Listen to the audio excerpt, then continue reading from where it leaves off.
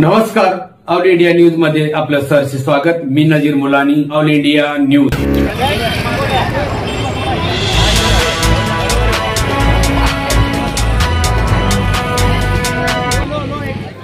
मुलानी all India news मध्ये आपले सहर्ष स्वागत। सोमवार 31 मार्च रोजी वसई महाराष्ट्रासह देशभरात ईद उल फित्रचा सण साजरा केला गेला।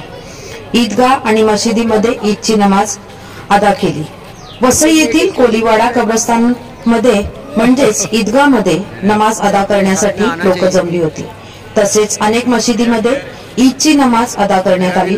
नमाज अदा केल्यानंतर लोक एकमेकांना मिठी मारून ईदच्या शुभेच्छा देत होते। जगभरात ईदचा सण मोठ्या थाटामाटात साजरा केला जातो। रमजान नंतर शव्वालच्या पहिल्या तारखेला ईद उल फित्र साजरी केली जाते।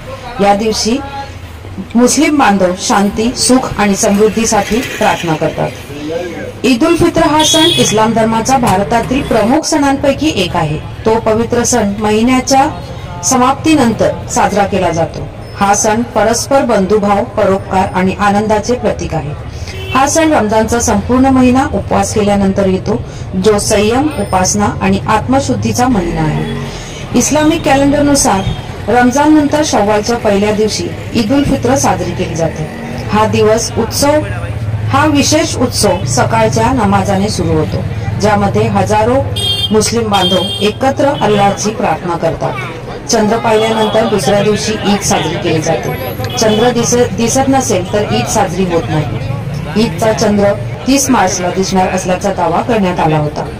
यावर्षी ईदच्या संदर्भात उलमांनी पुढाकार घेत लोकांना रस्त्यावर ईदची नमाज अदा न करण्याचे आवाहन केले होते। तसेच या संदर्भात पोलिसांनी सहकार्य करत नागरिकांना रस्त्यावर नमाज न पढण्याबाबत आवाहन केले आणि मुस्लिम बांधवांनी कायद्याचं पालन करत रस्त्यावर नमाज न पडता 2 जमातीमध्ये मशिदीच्या आत नमाज अदा केली।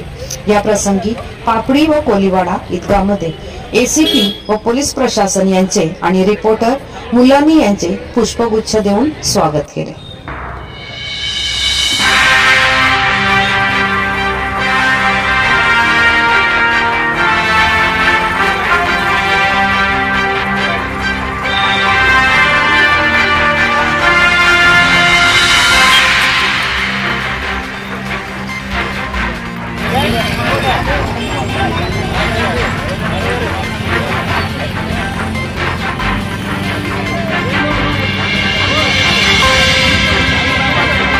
छोटो इधर आ जाए।